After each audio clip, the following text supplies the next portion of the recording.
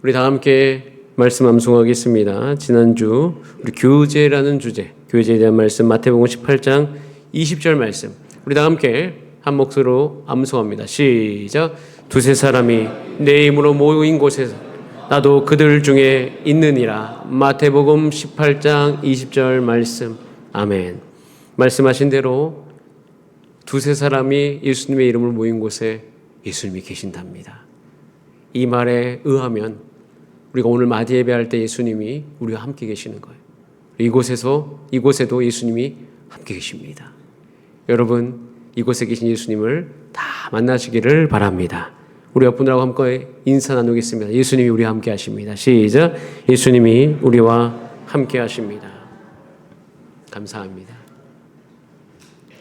지난주에 우리가 설교 말씀 중에 한 가지를 분명하게 알았습니다. 그것은 예수님께 연결되면 생명이 흐른다는 것이에요. 예수님께 연결되면 생명이 흐릅니다. 그리고 오늘 본문 말씀은 그 연결이 어떻게 우리 인생 속에 더욱더 깊어질 수 있을지를 가르쳐 주고 있습니다. 그래서 오늘 이 말씀을 통해서 예수님께서 우리 가운데 보여주는 것이 있어요. 먼저 우리가 지난주에 또 2주 전에 사마리아인 이야기를 나누고, 그리고 또 어제는 지난주에는 우리가 마리아와 마르다의 이야기를 나누었습니다. 자, 그 이야기를 다 보여주고 난 다음에 11자고 딱 넘어가면서 가장 먼저 보여주는 장면이 있는데, 자, 우리 1절 말씀 함께 보도록 하겠습니다. 1절에 이렇게 되어 있어요. 예수께서 한 곳에서 기도하시고, 예수님이 기도하시는 장면이 나와 있습니다. 예수님께서 한 곳에서 기도하고 계시는 것을 보여주고 있죠. 여러분, 예수님의 제자들은 예수님이 기도하시는 모습을 아주 자주 보았습니다. 왜냐하면 예수님의 삶에 늘 기도가 있었기 때문이에요. 예수님은 사명을 이루시길 원했습니다. 근데 그 사명이 무슨 사명입니까? 그것은 십자가까지 가셔야 되는 거예요. 십자가에 가셔서 온 인류를 위하여 자신의 몸을 드리셔야 됩니다. 쉬운 사명이 아니죠. 육체를 입고 있었기 때문에 살이 찢어지면 고통이 있습니다. 그 고통이 말도 못합니다. 우린 느껴보지 않았기 때문에 상상조차 할 수 없는 거예요. 우린 피만 조금 나도 너무 아픈데 이 모든 것 십자가에 몸이 박힌다? 사실은 예수님조차 그것이 감당하기 어렵죠. 그런데 예수님은 사람들과 함께 만날 때마다 육체 한계 속에서 마음의 유혹을 받을 수도 있습니다. 육체를 우리가 받는 모든 유혹은 사실 우리가 육체를 입고 있기 때문에 받는 것이기 때문이에요. 예수님도 마찬가지죠. 사람들이 함께 모였을 때 예수님이 이적을 행하시면 사람들이 예수님을 왕 삼고자 했어요.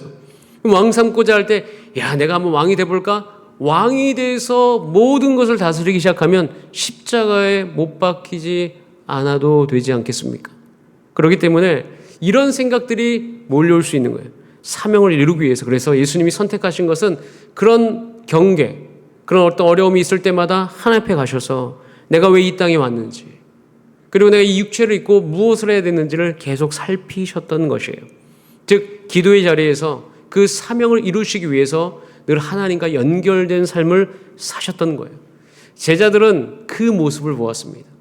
제자들은 예수님께서 늘 기도하는 모습을 보았어요. 처음엔 이해 못했을 수 있습니다. 왜냐하면 지금 하는 일도 바쁜데, 지금 고쳐야 될 분이 참 많은데 왜 예수님은 꼭 거기서 멈추시고 기도하러 가시냔 말이에요. 그러다가 이제 예수님께서 그 모든 공생의 끝에 제자들이 알았죠. 예수님께서 나오는 모든 능력은 이 기도의 삶으로부터 나오는 것이구나. 그래서 그 모습을 본 한 제자가 조심스럽게 요청을 하는 거죠. 한번 따라해볼까요? 주여, 기도를 가르쳐 주옵소서. 주여, 기도를 가르쳐 주옵소서. 우리 방송실에서는 오늘 PPT가 여러 가지 내용이 있으니까 잘 보시면서 함께 따라와 주시면 감사하겠습니다. 여러분, 이 기도 가르쳐달라는 요청은요, 정말 좋은 요청입니다.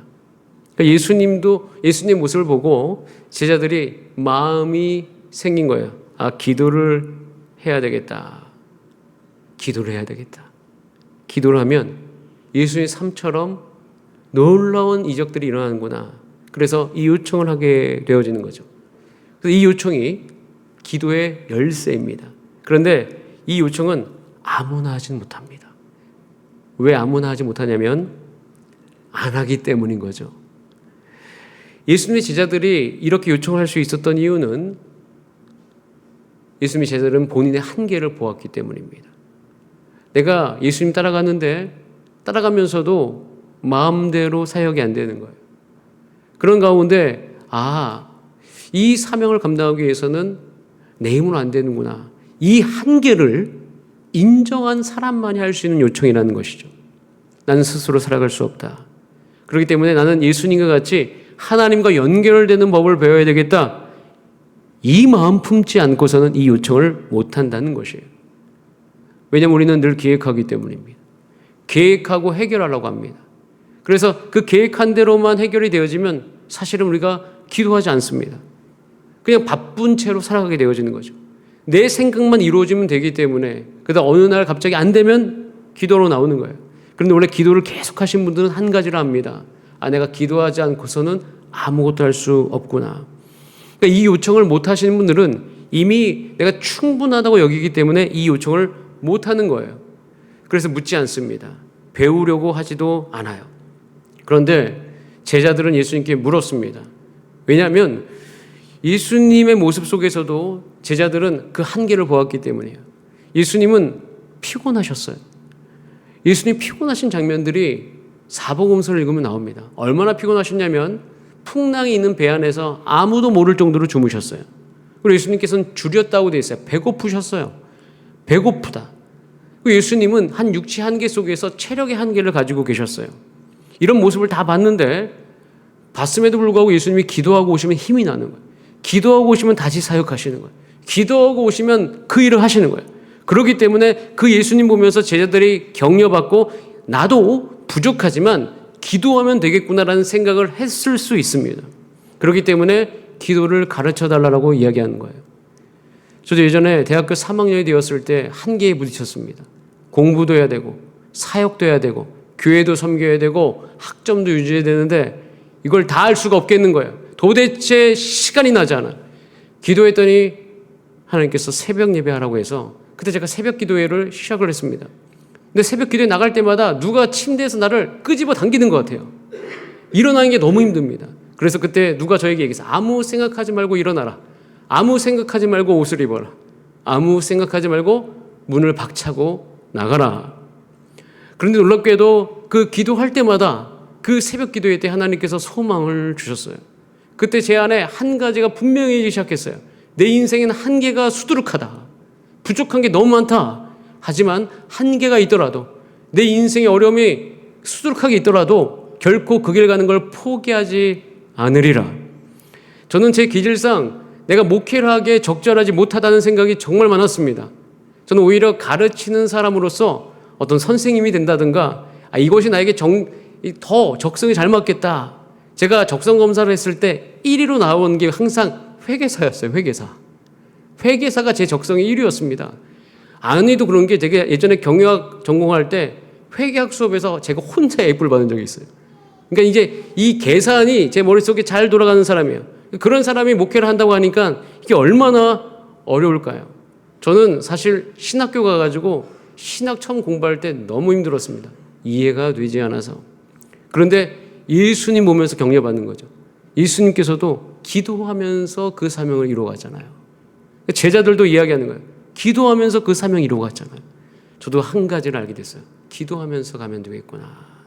그래서 제가 요청을 한 거예요. 주여, 저에게도 기도를 가르쳐 주옵소서. 여러분, 이 요청을 하시는 여러분 되시기를 축복합니다. 언제? 오늘 하세요. 이 요청은 우리의 삶을 바꾸는 요청이에요. 인생의 방향을 완전히 바꿉니다. 여러분, 기도를 하다 보면 자연스럽게 하나님과 연결이 되는데 지금 그래서 우리 가운데 필요한 게 뭐냐면요. 이 질문이에요. 난 지금 예수님께 기도를 가르쳐 달라고 요청하고 있는가? 요청하십니까, 여러분? 기도를 하느냐 마느냐 여기에 우리가 갈림길 안에서 내가 한다 만다 왜 안 하십니까? 그러니까 우리가 한다 안 한다 보다는 정말 필요하기 때문에 하고 싶은 거예요. 근데 하고 싶으면 항상 우리 가운데 오는 것은 내가 기도를 할 줄 모르는구나 라는 생각을 해요. 그런데 이런 생각을 하고 성경을 읽다 보면 놀라운 사실은 예수님이 기도를 가르쳐 주신다는 거예요. 이미 가르쳐 주셨어요.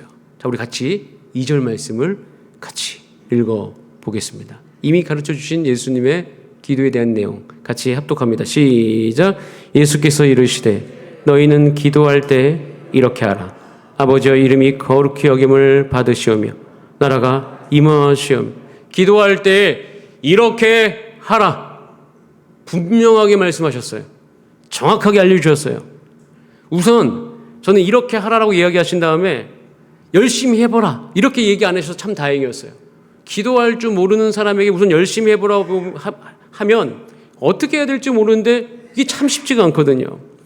예수님 우리 한계를 아셨기 때문에, 제자들 한계를 아셨기 때문에 막연하게 열심히 하라라고 이야기하신 것이 아니라 어떻게 시작해야 될지를 분명히 알려주셨어요. 제자들은 평범한 사람들이잖아요. 우리와 같이 쉽게 지치고 쉽게 흔들리고 하다 멈추고. 제자들에게 내가 지금 너무 힘든데 함께 기도해 줄 수 있니? 겟세마네 기도에서. 제자들이 보니까 다 자고 있잖아요. 제자들은 그런 사람들이었어요. 우리도 그렇잖아요. 그냥 자고 있잖아요. 근데 그런 제자들에게 포기하지 않고 이렇게 하라고 이야기하시는 거예요. 예수님은 아셨어요. 기도를 함에 있어서 한번 따라할까요? 결심만으로 안 된다. 기도를 결심만으로 하면 안 됩니다. 결심해서 기도가 안 돼요. 이게 배고파야 밥을 먹는 거하고 똑같아요. 여러분들 열심히 밥을 드십니까? 왜 그렇게 열심히 식사를 하시죠? 배고프기 때문이에요. 기도도 똑같습니다. 배고파야지 기도합니다. 결심한다고 되는 게 아니에요. 저도요, 배고픈 걸 잘 못 참습니다. 배고플 때 저희 가족이 눈빛이 제가 이상해진다고 해요. 눈빛이. 왜 눈빛이 달라질까요? 간절히 원하니까. 간절히 원하니까. 이 기도를 요청하는 이 제자들의 모습 속에서는 이 정말 기도를 하고 싶은 간절함이 있는 것이에요. 그래서 결심만으로 하는 게 아니에요. 그래서 이 요청을 제가 하라고 이야기한 이유는 뭐냐면, 내가 정말 이렇게 기도를 요청할 정도로 지금 기도가 필요하다고 여겨지는가. 이때 예수님께서는 그 모든 한계를 넘는 기도의 길을 열어주신다는 거예요. 우리가 여기서 한 가지 전제해야 될 것이 있어요. 하나님께서 우리를 부르신 것이 확실하다면 한 가지가 분명한 게 있어요. 그것은 우리의 한계와 우리의 약점, 우리의 재정의 모습, 우리의 건강을 통해서 다 약하잖아요. 근데 그 안에서 우리를 빚어가기 시작합니다. 우리는요, 내가 얼마나 잘하는지 아무런 걱정 안 하셔도 됩니다. 왜냐하면 하나님은 완성된 우리를 받아주시는 게 아니라 아무것도 없는 우리를 빚어가는 걸 좋아하십니다. 하나님이 만들고 싶은 모습이 있는 거예요. 자신이 만들고 싶은 모습이 있는데 다 만들어서 가면 기분이 안 좋은 것처럼 하나님은 우리의 인생을 만들기를 원하시거든요. 근데 우리가 다 빚어가면 안 되죠. 그러니까 우리가 그냥 한계, 약점, 그냥 그 안으로 가지고 그 빚으심 안에, 하나님의 그 손 안에 우리가 들어가면 되는데, 그 들어가는 것이 기도예요. 그러니까 기도라는 것은 여러분, 우리의 소원을 말하는 시간이 아닙니다. 그것만 말하는 시간이 아니라는 거예요. 그걸 해야 되는데, 오히려 기도라는 것은 하늘의 힘이 우리 인생 가운데로 내려오는 통로인 것이에요. 기도를 하면 하늘의 힘이 공급되어지는 것이에요. 그래서 예수님께서 하늘의 힘이 내려오는 기도, 이것을 알려주기 위해서 기도를 어떻게 하라고 이야기하시면 가장 먼저 우리가 바라봐야 될 대상을 먼저 알려주시죠. 자, 2절 말씀을 다시 볼까요? 2절에 보면 이렇게 하라고 하면서 한번 따라해서 아버지요. 아버지를 부르라고 하죠.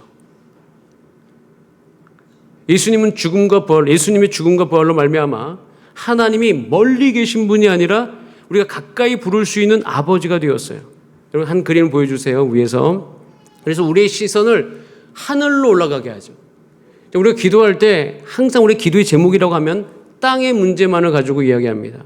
근데 예수님께서 가르쳐준 기도는 그 땅의 문제에 우리 시선을 두는 것이 아니에요. 그 땅의 문제를 두고 하나님의 아버지를 바라보게 하는 것이에요. 왜냐하면 기도는요, 내 문제에 매이는 것이 아니기 때문이에요. 기도라는 것은 하늘에 계신 하나님께 나아가는 것이에요.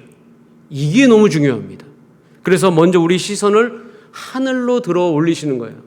하늘에 계신 곳이 헤븐이잖아요. 하늘에 계신 아버지. 그러니까 스카이가 아니고 하늘에 계신 헤븐. 하나님이 계신 곳으로 우리 시선을 들어라. 그래서 기도라는 것은 내가 어떻게 해보겠습니다 이게 아니라 아버지, 전 아버지가 필요하다. 그래서 아버지여 외치는 거예요. 아버지가 필요합니다. 우리는 세상 안에서 답을 찾으려고 합니다. 근데 답을 찾는 것은 사실 세상과 관계가 끊기면, 그러니까 세상의 영역을 끊어내면 답이 보이는데 우리는 그냥 계속 그 문제에 매여가지고 답을 보지 못할 때가 많이 있어요. 오히려 그 문제를 내려놓고 아버지가 필요하다라고 외치기 시작하면 하나의 임재 안으로 들어가게 되죠. 그 임재 안에 들어가면 두 가지가 생기는데 이게 놀라운 거예요. 하나는 경외심이고 하나는 친밀감이에요. 종교학적으로 이야기해도 여러분 기독교적 신간이 이 세상의 어떤 종교보다 가장 강력한 신관, 신에 대한 이야기라면 여러분 가장 두려운 존재인 하나님, 전능하신 존재인 하나님, 거룩하신 존재인 하나님이 가장 가까이 계신다고 이야기하는 거예요. 근데 이게 아버지라는 이름 안에 다 포함이 되어 있는 거예요. 그래서 기도할 때 가장 중요한 것은 내 문제에 집중하는 게 아니라 멀리 계신 하나님을 내 인생 한복판으로 끌어당겨. 이렇게 표현하기 좋죠. 하나님과 딱 내가 붙어버리는 것이 기도할 때 제일 중요한 거예요. 그것에 대한 시작이 아버지여예요. 기도라는 것은 하나님 이거 이루어주세요. 어렸을 때 우리가 아버지, 어머니에게 이거 사주세요 하면서 그것을 설득하는 시간이 아니라 그 아버지의 사랑 안으로 들어가는 시간이 된다는 거예요. 이렇게 기도하라는 거예요. 예수님이 가르쳐 주신 기도입니다. 근데 기도를 우리가 이렇게 안 할 때가 있죠. 그래서 기도를 배워야 되는 거예요. 기도를 배우면서 아버지를 먼저 외치는 거죠. 자, 그 다음에 2절에 또 가르쳐 주는 게 있어요. 아버지여 라고 외친 다음에 이제는 아버지의 이름이 거룩히 여김을 받으시오며 어디에서? 내 인생 가운데요. 내 인생 가운데 하나님의 이름이 거룩히 여김을 받기 시작하면 여러분 이것과 여러분 인생이 잘 되는 것은 다 연결되어 있습니다. 우리 가끔씩 그래서 기도할 때 내 필요, 내 답답함, 내 문제만 말하고 싶어 하잖아요. 그러면 기도가 잘 안 됩니다. 그런데 예수님께서 이야기하는 거예요. 하나님의 이름이 거룩히 여김을 받게 하라. 그럼 뭐라고 우리가 기도하게 돼요? 그 기도하는 순간 내 인생에 하나님의 이름이 드러나기를 원해. 하나님의 영광이 드러나기를 원해. 하나님의 나라가 임하기를 원해. 여러분 교회가 잘 되게 되는 것도 똑같아요. 여러분 교회에 문제가 많습니다. 그런데 저는 요즘에 기도할 때 하나님 아버지 우리 교회에 임재하소서. 하나님의 나라가 우리 교회에 임하게 하여 주옵소서. 이렇게 기도하기 시작해요. 하나님이 우리 교회 가운데 거룩히 여김을 받아 주옵소서. 하나님 이름이 거룩히 여김 받는 그 모든 것 안에 하나님의 역사가 있어요. 아브라함을 예를 들면 아브라함의 이름을 통해서 하나님이 거룩히 여김을 받으셨습니다. 거룩히 여김 받으시기 위해서 아브라함을 강하게 하셨어요. 전쟁할 때마다 승리하게 하셨죠. 아브라함에게 재정을 부어주기 시작하십니다. 왜? 영향력을 흘려보내야 되니까. 아브라함을 건강하게 하십니다. 아브라함의 가정을 온전하게 하시죠. 왜? 그의 인생을 통하여서 하나님의 이름이 거룩히 여김을 받으셔야 되기 때문이에요. 다윗의 왕권이 그렇습니다. 여러분 이게 지혜가 있는 자들의 기도인 거예요. 여러분 인생 안에 하나님이 들어오셔야 됩니다. 그래서 우리는 이 기도를 배우다 보면 내 뜻을 밀어붙이는 기도를 하는 게 아니라 하나님의 뜻을 구하는 기도를 하게 되어지고 저도 그걸 배우면서 이제는 정말 제가 이렇게 기도합니다. 저는 제가 가장 지금 경계하는 것이 내 뜻이 내 인생에 이루어질까 봐 경계합니다. 지금까지 살아온 인생을 제가 분석을 잘하는데 좋지 않을 때와 좋을 때를 분석해보면 여지없어요. 내 뜻 가운데 있을 때 좋지 않았고 하나님의 뜻이 내 인생 가운데 올랐을 때 좋아지기 시작했어요. 아, 그래서 알게 되어지는 거예요. 왜 하나님께서 우리 가운데 이렇게 인도하시는지. 여러분, 우리가 이렇게 생각하기 위해서 그럼 내 뜻을 내려놓고 하나님 뜻만 구하면 그렇게 해도 되는가? 그렇게 해도 돼요. 따라하세요. 그때 우리의 삶이 달라진다. 여러분이 상상하는 여러분의 미래보다 하나님이 여러분 인생을 향한 계획하는 미래가 훨씬 좋습니다. 이것은 분명한 사실이에요. 제가 믿는 것은 지금 우리 교회 안에 저의 계획이 이루어지는 게 좋은 게 아니라 하나님의 계획대로 내가 따라가는 게 훨씬 좋은 것이죠. 그래서 기도라는 것은 그러고 보면 우리의 부족함을 채우는 행위가 아니라 하나님의 뜻 안에 내 삶을 다시 그러니까 어떻게 표현할까? 그 내 삶이 그 뜻 안에 들어가게 하는 것. 이것이 기도인 것이죠. 이렇게 기도하다 보면 이제는 우리 안에 담대함이 생깁니다. 우리가 어떻게 이렇게 담대할 수 있는가? 저도 예전에 설교를 배우면서 야, 네가 감히 하나님의 뜻을 이야기해? 이렇게 이야기할 수 있잖아요. 정말 지금도 그렇습니다. 두렵고 떨리는 마음으로 이 자리에 쓰는 거죠. 근데 어떻게 설 수 있어요? 이것은 하나님의 뜻이다라는 확신이 있기 때문에 여기에 있을 수 있는 거죠. 이게 하늘의 힘을 공급받는 것이에요. 이렇게 공급받게 되어지면 우리는 거기서 넉넉히 이길 수 있는 힘이 샘솟게 되어지는 것이에요. 그래서 기도라는 것은 어떤 인생의 좋은 습관 하나를 배우는 걸 뛰어넘어서 우리 삶 가운데 하나님의 능력이 구체적으로 임하게 되는 통로가 되는 것입니다. 이렇게 하기 때문에 여러분 뭐 기도를 얼마나 하면 하나님께 들어주실까? 이렇게 자판기처럼 기도를 생각하는 경우가 있는데 그렇게 생각하는 것을 내려놓으라는 거예요. 기도는 호흡입니다. 기도를 하지 않으면 하늘의 뜻이 내 인생 가운데 오지 않고 기도를 하지 않으면 하나님의 뜻이 내 육체 가운데 이루어지지 않아서 결국 내 인생 다 살고 야, 하나님 내 인생이 왜 이렇게 됐을까요? 천국 가가지고 후회할 수도 있어요. 아, 내가 이렇게 기도하지 않았기 때문이구나. 여러분 우리 가운데 예수 그리스도 안에 주신 풍요가 너무나도 많습니다. 이 풍요함을 여러분께서 이 세상을 사는 날 동안 다 누리면서 살기를 주님의 이름으로 축복합니다. 자, 이렇게 살기 위해서 그래서 예수님께서는 또 한 이야기를 알려주시면서 하나의 태도를 가지라고 이야기하시는데 그것이 6절에 나와 있죠. 6절에 이야기를 들려주십니다. 한 벗이 있는데 여행 중에 그 벗이 찾아왔어요. 그런데 마침 집에 먹을 것이 없어요. 문제가 생겼죠. 먹여야 되는데 먹을 것이 없으니까 너무 이게 급한 문제잖아요. 그래서 중요한 문제고 그래서 7절에 보면 문을 두드립니다. 근데 그 문을 두드리는 순간이 밤중이에요. 밤중 뭐 그런 거 상관없어. 왜? 지금 이 벗에게 먹을 것을 먹여야 되는데 없기 때문에 아무것도 안 한 것도 하지 않고 가서 그 밤중이라도 두드리는 거예요. 근데 두드릴 때 예수님께서 반어법으로 이야기하죠. 두드릴 때에 야, 두드릴 때 그 사람이 나 지금 피곤하니까 너에게 줄 수 없어. 이렇게 이야기하겠느냐는 거예요. 이게 벗이라고는 못 줘도 뭐 하면서 주라? 자, 8절 말씀 같이 읽어보겠습니다. 8절. 자, 8절 말씀 시작. 내가 너희에게 말하노니 비록 벗됨으로 인하여서는 일어나서 주지 아니할지라도 그 간청함을 인하여 일어나 그 요구대로 무엇으로 인해서? 그 간청함.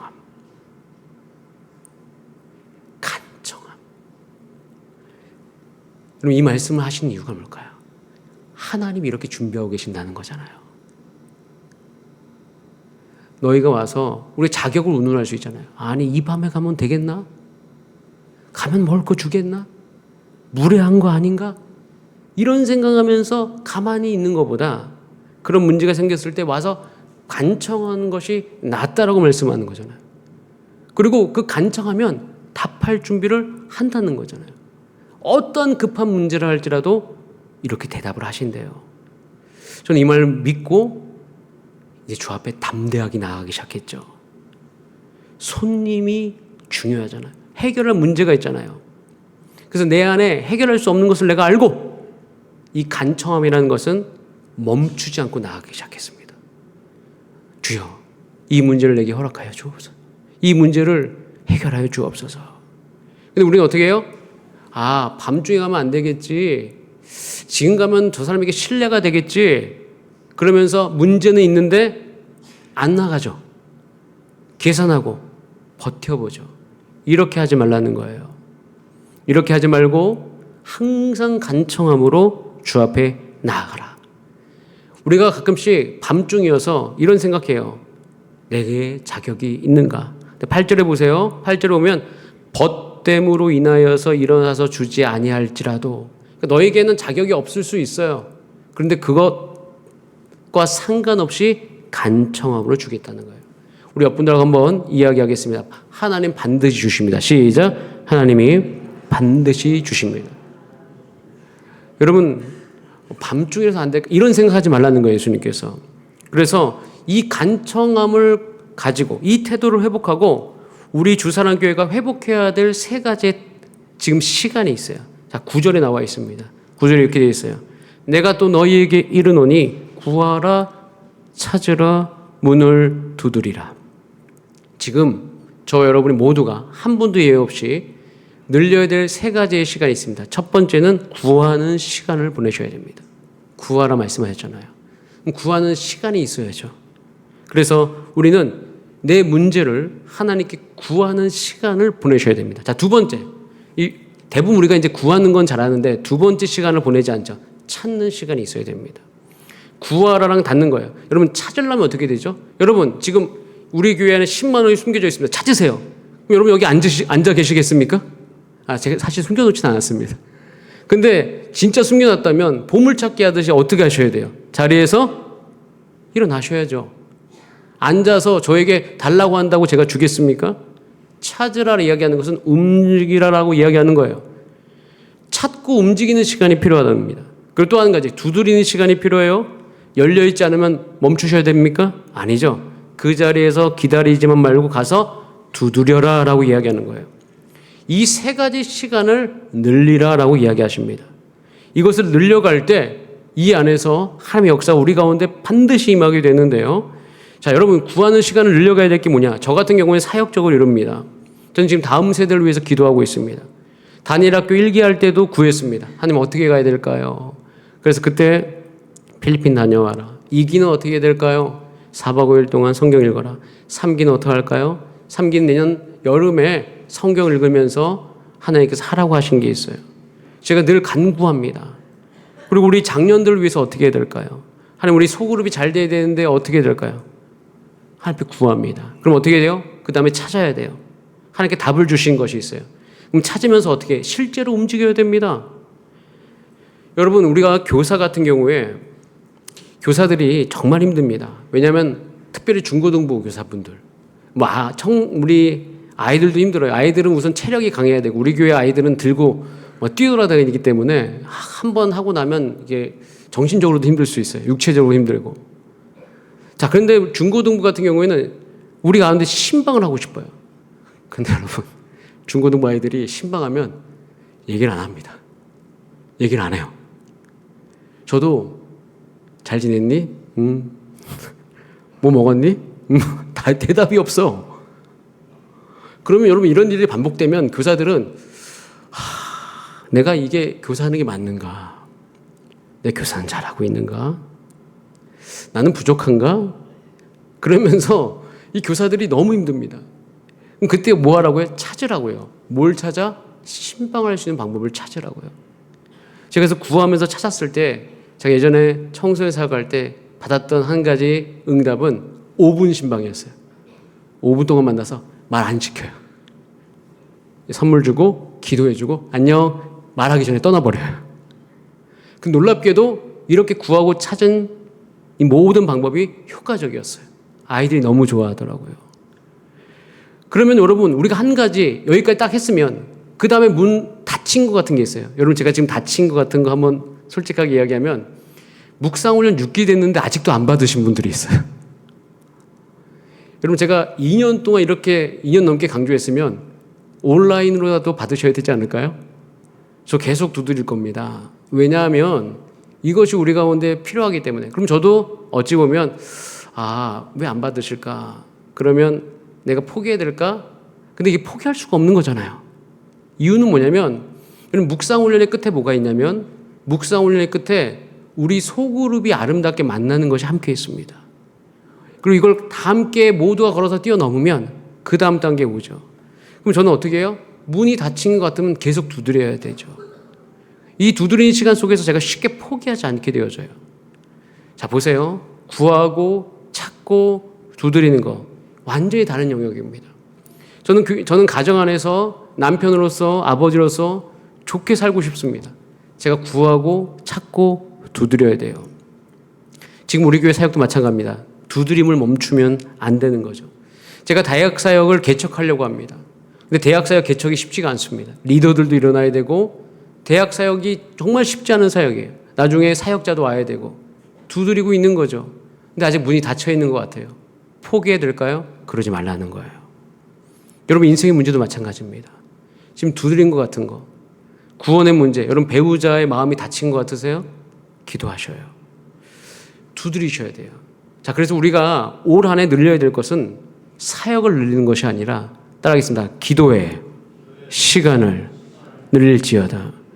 그래서 사역은 계획이 아니라 기도로 되어지는 거예요.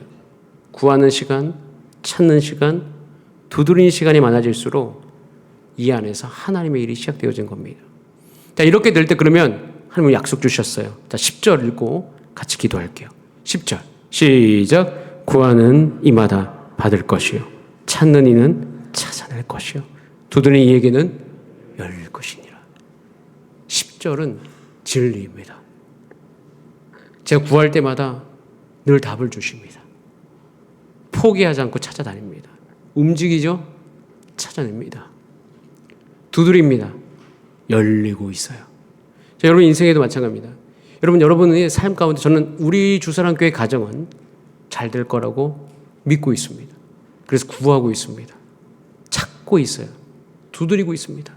특별히 우리 교회 안에 있는 우리 남성 기업들, 우리 남성 성도에 대한 기업들, 저는 주 예수 그리스도 안에서 그 기업이 온전히 되기를 날마다 기도합니다. 구하고 있고 찾고 있고 두드리고 있어요. 그때 예수님께서 말씀하시죠. 너희 중에 아버지 된 자로서 나쁜 것 줄 사람이 있느냐? 좋은 것 준다라고 말하죠. 그러면서 맨 끝에 13절 너희가 악한 자라도 좋은 것을 줄 줄 알거든 이제 내가 성령을 너에게 부으리라. 여러분 구하는 시간, 찾는 시간, 두드리는 시간을 많이 보냄으로 말미암아 따라서 내 인생에 성령으로 충만하리라. 전 예전에 성령에 대한 오해가 있어서 성령 받으면 너무 비합리적인 것 같아가지고 제가 예전에 좀 고등학교 시절에 힘든 적이 있습니다. 그런데 성령님을 진짜 배워가면서 확실하게 알았죠. 성령님은 예수 그리스도, 그분과 함께 동행하는 삶의 가장 핵심이에요. 예수님께서 내가 세상 끝날까지 너희와 항상 함께 있으리라. 어떻게 성취해 가시는가? 성령님을 통해서 성취해 가십니다. 저는 제 육체가 가장 만족스럽고 가장 건강하고 제 육구가 온전해지는 방법이 성령으로 충만하게 되는 거예요. 그리고 성령으로 충만하게 될 때 내가 내 인생에 사실 저도 건강에 한계가 있는 사람이죠. 건강은 우리 가운데 타고난 몸적인 부분들도 있습니다. 근데 성령이 충만할 때 내게 주어진 것을 내가 최대한으로 활용할 수 있는 지혜가 임하게 되어지죠. 그러니까 성령님이라는 것은 사실 내 인생을 가장 온전하게 할 수 있는 길을 열어주시는 분입니다. 그래서 성령님이 내 삶을 다스리고 인도해 달라고 하실 때에 이 성령님을 통하여서 여러분이 갖고 있는 그 모든 하나님에 대한 뜻이 열리게 될 것이에요. 저는 이 말씀을 근거로 저와 여러분이 조금이나마 여러분 기도의 시간을 늘려가시길 바랍니다. 제가 그래서 온라인으로 우리 교회 기도회를 여는 이유는 여러분들이 물리적으로 오지 못하더라도 그곳에서 함께 기도합니다. 함께 사역합니다. 여러분 우리가 사랑으로 이어져 함께 자라가는 교회 첫 번째 우리가 노력해야 될 것은 계속 우리 가운데 말씀하는 것은 예수님과 연결되라는 거예요. 이것에 대한 호흡과도 같은 연결은 기도입니다. 여러분 주 예수 그리스도 안에서 기도함으로 여러분 안에 생명력이 넘치게 되기를 주님의 이름으로 축복합니다. 우리 엎분다고 축복할까요? 예수님이 생명력을 주실 겁니다. 시작. 예수님이 생명력을 주실 것입니다. 우리 함께 찬양하겠습니다. 그래서 이 시간 찬양할 때 우리 육체를 올려드리면서